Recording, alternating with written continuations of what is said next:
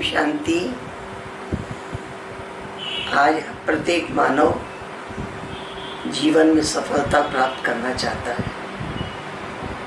चाहे वो परिवार में हो, चाहे व्यापार में हो, चाहे समाज में किसी भी विभाग में कार्य करता हो। वो सफल तभी हो सकता है जब उसके अंदर सबके साथ मिलकर सबका सम्मान करते हुए चलने की शक्ति। क्योंकि संसार तो वैरायटी, अनेक आत्माओं का ड्रामा की स्टेज है। हर एक का स्वभाव अलग अलग है, हर एक के विचार अलग अलग है, हर एक के व्यवहार का तरीका अलग अलग है। और मनुष्य का माइंड करेक्शन माइंड हो गया है। ऐसा क्यों बोल रहा है, ऐसे क्यों कर रहा है, ऐसे क्यों चल रहा है। बार बार मन में अनेक प्रकार के प्रश्न आते हैं। हर व्यक्ति का करेक्शन करता है, फिर कमेंट करता है, फिर क्रिटिसाइज करता है, और ये दूसरा व्यक्ति सह नहीं सकता। उसको लगता है कि मेरे लिए ऐसा क्यों। इसके लिए केवल मन में एक भावना हो कि मुझे सबका सहयोगी होकर रहना है, मुझे सबके साथ मिलकर चलना है। अगर हम ये सोच लें कि ये भी अच्छा है, ये भी अच्छा है, ये भी अच्छा है, ये भी अच्छा है।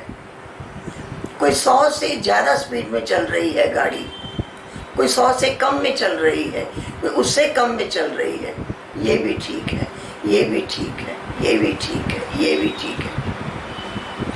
अगर इस प्रकार से हम सोचते हैं तो हमें कहीं भी करेक्शन करके और कमेंट करके किसी के मन को कष्ट पहुंचाने की भावना जागृत नहीं होती। आज हर मनुष्य एक दूसरे को देखने में ही अपने समय को गवा देता है और उनका व्यवहार सह नहीं सकता। लेकिन अगर हमारे मन में स्वयं को देखने की भावना हो, स्व परिवर्तन की भावना हो, स्व उन्नति की भावना हो, तो मनुष्य का जीवन सरल हो सकता है।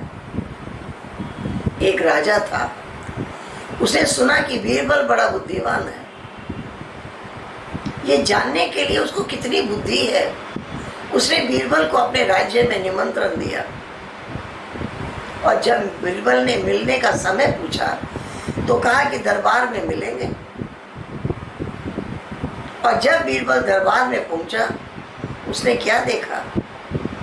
मंच पर 10 राजा बैठे हैं। 10 की पोशाक एक जैसी है, श्रृंगार एक जैसा है, ताज एक जैसा है, सब कुछ किसी का किसी में कोई अंतर नहीं था। बीरबल समझ गया, ये मेरी परीक्षा है, मुझे इसमें देखना है कि असली राजा कौन है। बीरबल ने सबकी ओर देखा और फिर असली राजा के सामने जाकर प्रणाम किया। राजा ने उससे पूछा, तुमने कैसे जाना कि यही असली राजा है? उसने बताया, महाराज, एक आप थे जो अपने मगन अवस्था में बैठे थे और बाकी सब एक दूसरे को देख रहे थे। उसी से समझ गया कि वो राजा नहीं है। जो अपने स्वमान में बैठा है, जो अपनी लगन में मगन है, वही राजा है। जीवन में भी ऐसे मालिक बनकर, ऐसे राज्य अधिकारी बनकर चलने की जरूरत है। हम केवल यही देखते रहें कि ये व्यक्ति ऐसा क्यों बोल रहा है, ये ऐसा क्यों डांट के कह रहा है, ये मेरी शिकायत क्यों कर रहा है, तो व्यक्ति डिस्टर्ब होता रहता है। आवश्यकता है, मन के अंदर धैर्यता की जरूरत है। हमने सुना कि एक व्यक्ति था जो घर में माता पिता के टोका टाकी से बहुत डिस्टर्ब होता था। जैसे ही कमरे से बाहर निकलता, माँ की आवाज़ आती, पंखा बंद कर दिया है। बाथरूम से निकलता तो आवाज आती, तौलिया ठीक से रखा है, लाइट बंद कर दी है। सोचा कि आज मेरा इंटरव्यू हो जाएगा, मैं सिलेक्ट हो जाऊंगा तो मैं ये घर ही छोड़ दूंगा, अलग कमरा लेकर उसी में रहूंगा। जब वो इंटरव्यू देने के लिए ऑफिस में पहुंचा, उसने देखा कि लोग इंटरव्यू देने ऊपर जा रहे हैं और तुरंत ही नीचे आ जाते हैं, इस प्रकार से। लेकिन वो जब नीचे बैठा था, उसने देखा एक कूलर में से पानी टप टप गिर रहा है। माँ की याद आ गई। माँ होती तो बोलती इसको बंद करो, उसने उठकर बंद कर दिया। बाहर निकला, देखा फालतू पंखा चल रहा है, बंद कर दिया। सीढ़ी में फालतू लाइट जल रही है, उस लाइट को बंद कर दिया। खिड़की के ऊपर कुछ अपसेट चीजें रखी थी, उसने उसको ठीक कर दिया। ये करते करते वो ऊपर पहुंचा और जब इंटरव्यू देने वाले के सामने उसने अपनी फाइल रख दी तो उसने पूछा, कब ज्वाइन कर रहे हो? तो उसे मजाक लगा। उसके बाद उसने बताया कि आज की जो इंटरव्यू था वो केवल सीसीटीवी कैमरे को देखकर इंटरव्यू लिया जा रहा था कि आपका व्यवहार कैसा है, आप अपने आप कहाँ तक व्यवस्था को बनाए रख सकते हैं। किसी ने भी कूलर का पानी बंद नहीं किया, लाइट बंद नहीं किया, पंखा बंद नहीं किया, आपने सब कुछ किया, इसलिए आपका सिलेक्शन हो गया है। जो स्वयं को मैनेज कर सकता है अपने आसपास वातावरण को, वही कंपनी को भी मैनेज कर सकेगा। इस प्रकार से अगर हमारा ध्यान केवल स्व स्थिति पर हो, मुझे क्या करना है, अगर इसके ऊपर हो तो हमें कभी ऐसा नहीं लगेगा कि हमें बहुत सहना पड़ता है, हमें बहुत सुनना पड़ता है, हमें सहने की शक्ति नहीं है, हम कैसे सबके बीच में एडजस्ट कर सकते हैं। लेकिन अगर दूसरे को सम्मान देने वाला है, अपने कर्तव्यों को स्वयं पूरा करने वाला है, उसे ये अनुभव नहीं होता कि मैं सहन कैसे करूं। सहन करने की शक्ति मनुष्य के अंदर आ सकती है अगर उसके अंदर धैर्यता हो, अगर उसके अंदर शुभ चिंतन हो, तो उसे ऐसा लगेगा ही नहीं कि मैंने सहन किया है। हमारे विचारों में श्रेष्ठता की आवश्यकता है। ऐसे ही हमसे सुना, एक व्यक्ति ऑफिस में बैठा था और सामने लाइन लगी हुई थी। जितने लोग उसके पास जा रहे थे, सबको डांट डांट के बात कर रहा था। तो जब उसने इस प्रकार से देखा तो एक व्यक्ति लाइन में से निकला और उसके पीछे के रास्ते से जाकर एक गिलास पानी सुराही में से भरकर और उसको दिया। गला सूख गया होगा, पानी पी लीजिए। पानी पी लेने के बाद लोगों ने देखा उसका व्यवहार बदल गया। वो सबके साथ बहुत मधुरता से बात करने लगा। और फिर जब वो घर गया तो उसकी माँ और उसकी पत्नी दोनों आपस में झगड़ा कर रही थी। उसने वही ऑफिस वाला तरीका अपनाया। एक गिलास पानी माँ को दिया, एक गिलास पानी पत्नी को दिया। गला सूख रहा होगा, पी लीजिए। इस प्रकार सम्मान देने से उसने देखा कि उसके बाद सब आपस में मिलकर बहुत अच्छी तरह बातचीत कर रहे हैं। इससे पता लगता है कि आज हर व्यक्ति को सम्मान की जरूरत है। अगर हम अपने को भी सम्मान में रहें, अपने को भी रिस्पेक्ट दें, औरों को भी रिगार्ड दें, औरों को भी रिस्पेक्ट दें, औरों के साथ भी मधुरता पूर्वक व्यवहार करें, औरों के साथ सम्मान पूर्वक व्यवहार करें, तो हमें ऐसा नहीं लगेगा कि हमें सहना पड़ता है। जिसके पास सहने की शक्ति है, उसका अर्थ ही है उसके पास श्रेष्ठ चिंतन है, श्रेष्ठ मंथन है इसीलिए उसके अंदर सहने की शक्ति है। मान लीजिए आप कहीं लाइन में खड़े हैं, आप पीछे हैं और आप पीछे से निकलकर और आप आगे जाकर खड़े हो गए, तो लोग आपको डांटेंगे, लोग आपको बोलेंगे, लोग आपके साथ बुरा व्यवहार करेंगे कि आप लाइन छोड़ के आगे कैसे आ गए। और अगर आप चुप रहे, शांत रहे, तो आप वहीं खड़े रहेंगे। अगर आपने उसका जवाब दिया और आपको अगर सह नहीं सके उनकी व्यवहार को, आपको फिर पीछे जाना पड़ेगा। इसी प्रकार से आवश्यकता इस चीज की है कि हमें समाज में रहना है, हमें परिवार में रहना है, हमें हर एक के व्यवहार को देखते हुए, हर एक का सम्मान करते हुए, मधुरता पूर्वक अगर व्यवहार करते हैं तो कहा जाएगा कि हमारे अंदर सहने की शक्ति है। ऐसा लगेगा नहीं कितना सहन करें, कितना सुने। लोग तो अपने अपने ढंग से सोचते हैं, अपने ढंग से देखते हैं, अपने अपने ढंग से बोलते हैं, लेकिन हमारी दृष्टि अगर शुभ चिंतक है, अगर हमारे अंदर शुभ भावना है, अगर हमारे अंदर सबके लिए प्रेम जागृत है, सबको सम्मान देने की भावना जागृत है, ऐसा व्यक्ति समाज में इस तरीके चलता है कि वो कहता है मुझे कभी सहना ही नहीं पड़ा, मुझे कभी ऐसा कष्ट हुआ ही नहीं। क्यों? क्योंकि वो हर एक को सम्मान दे रहा है, हर एक के प्रति शुभ भाव जगा रहा है, उसको सबका प्यार मिलता है, वो सबके साथ प्रेम पूर्वक व्यवहार करता है। इसी को ज्ञानी तो आत्मा कहते हैं। ज्ञानी तो आत्मा का यही लक्षण है। निंदा, स्तुति, मान, अपमान, जय, पराजय, हानि, लाभ, सब में उसकी स्थिति दर्शक की तरह है। साक्षी भाव से, साक्षी दृष्टा होकर वो दृश्यों को देख रहा है और आनंद ले रहा है कि हर एक का स्वभाव तो अलग अलग होगा ही। कोई अपनी बात बोलने में ज्यादा बोलता है, कोई 2 शब्दों में बात करता है, कोई धीमे बोलता है, कोई जोर से बोलता है। हमें सब ऐसे देखना है जैसे हम एक ड्रामा देख रहे हैं। ये भी यूं भी वाह वाह और यूं भी वाह वाह। हर एक के चलने का तरीका अलग अलग है।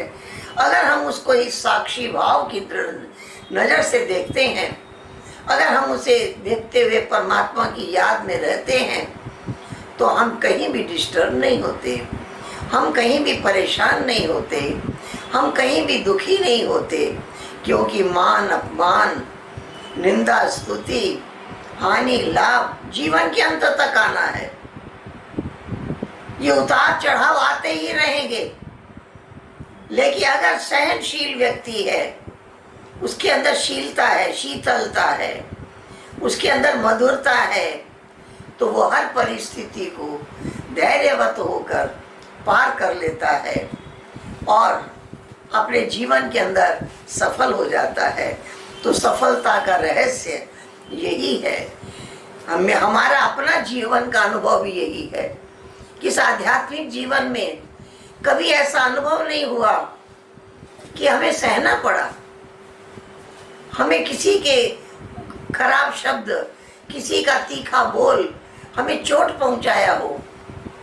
ऐसी बात नहीं है, क्योंकि हर एक का व्यवहार जरूर अलग अलग है, हर एक का स्वभाव जरूर अलग अलग है, अलग अलग होगा ही। हर एक का चेहरा अलग अलग है, हर एक का स्वभाव और व्यवहार अलग अलग है, तो अलग अलग होगा ही। इसलिए हम समझते हैं जिसके अंदर विभिन्नता में को देखने का तरीका जिसके अंदर आता है, जिसकी आत्मिक दृष्टि है, जिसके व्यवहार में परमात्मा की याद है, जो सबको प्रेम पूर्वक, सम्मान पूर्वक हर एक के साथ व्यवहार करना जानता है, उसे जीवन में अनुभव होता है कि मुझे कभी सहना ही नहीं पड़ा,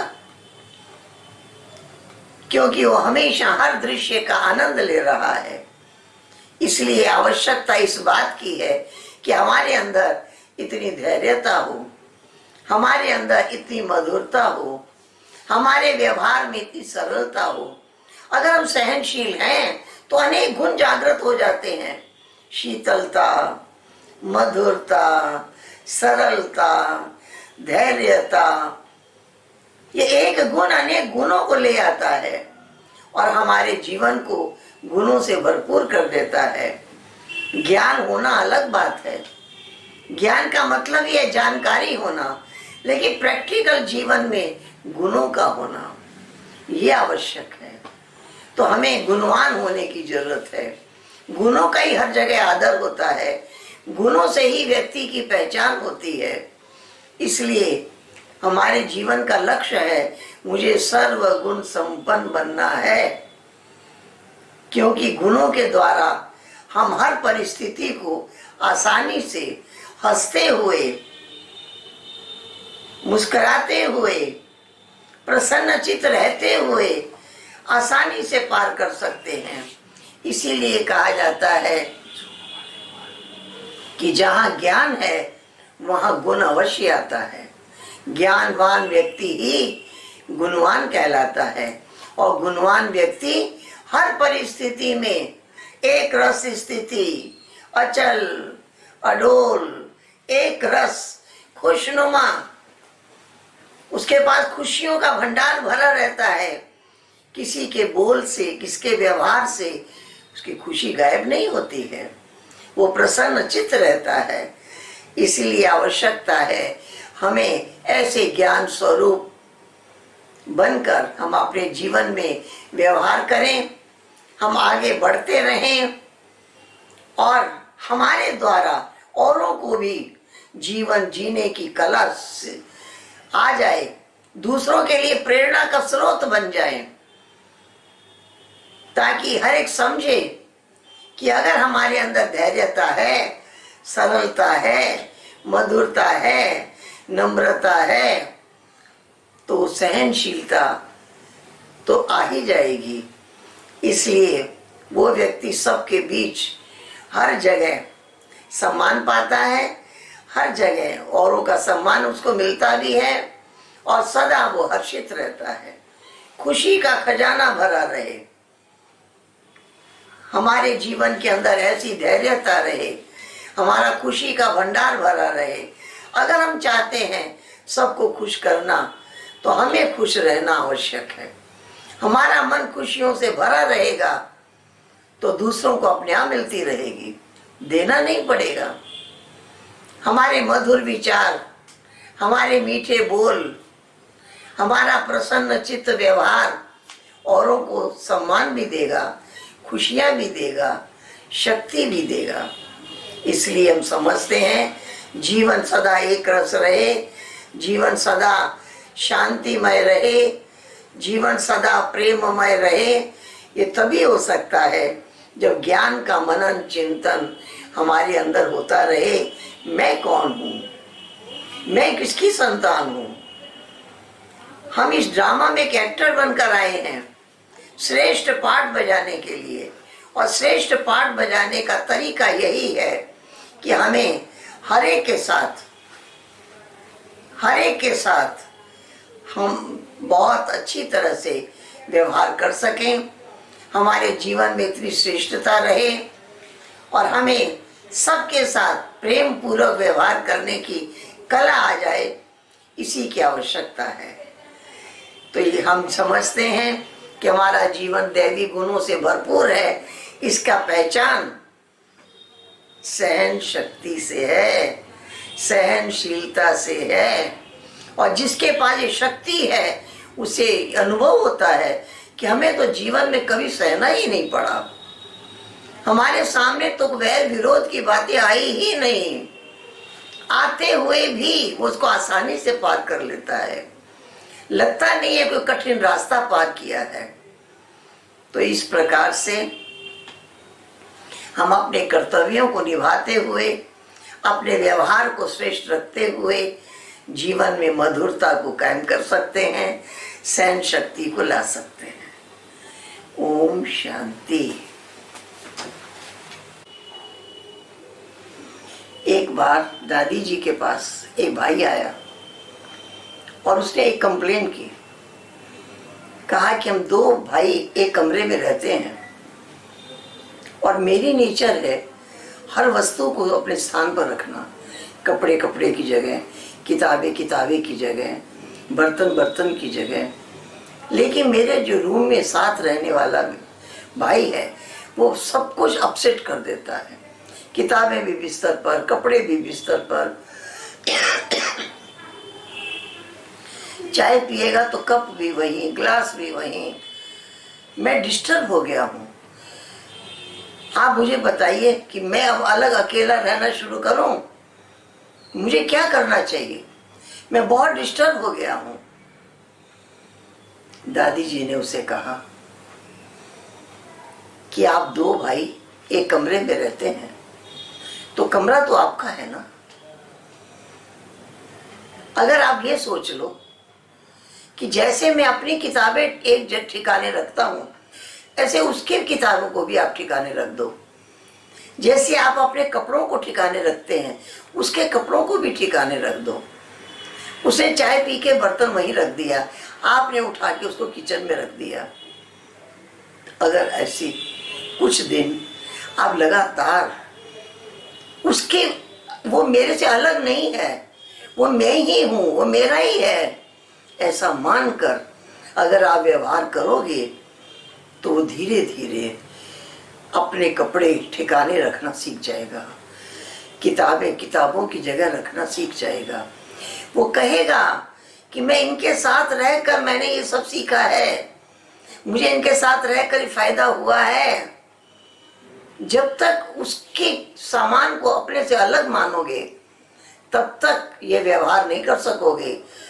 एक ही कमरा है, एक ही कमरे में ये भी मैंने रख दिया, वो भी मैंने रख दिया। अगर इस प्रकार अपनेपन की भावना होगी, अलगाव की भावना नहीं होगी, अपनेपन की भावना होगी, तो वो व्यक्ति भी आपसे सीखेगा, उसके अंदर भी अच्छे संस्कार आएंगे और उसे आपसे खुशी मिलेगी। और आपका मन जो सारा दिन नाराज होता रहता है वो नाराजगी मिट जाएगी। आप एक रस रहेंगे, आप खुश रहेंगे। इस प्रकार से अपनी दृष्टि बदल देना, अपना व्यवहार बदल देना, अपनी सोच बदलना, जिससे दूसरे को भी राहत मिले, दूसरे को भी प्रसन्नता मिले। आप उसकी करेक्शन नहीं कर रहे हैं, आप उसको अपना मानकर व्यवहार कर रहे हैं, उसके सामान को भी अपना मानकर व्यवहार कर रहे हैं। तो यही है सदा खुशनुमा रहने का तरीका। और वो व्यक्ति इसी के आधार से अपने जीवन में सफलता को पाया और हमें भी अपना अनुभव सुनाया। और हमें खुशी हुई कि किस प्रकार से हमारी बड़ी दादी जी कैसे मिल करके जीना, मिल करके रहना सिखाती है। ये विशेषता देखी। वो ये भी तो कह सकती थी कि आप अलग कमरे में रहना शुरू कर दो, ये भी कह सकती थी। उन्होंने ये नहीं कहा, उन्होंने कहा मिल करके रहो और इतने अच्छे गुणों की धारणा करना सिखा दिया। ये हमारे लिए एक उदाहरण है, एक आदर्श मूर्त है। ओम शांति।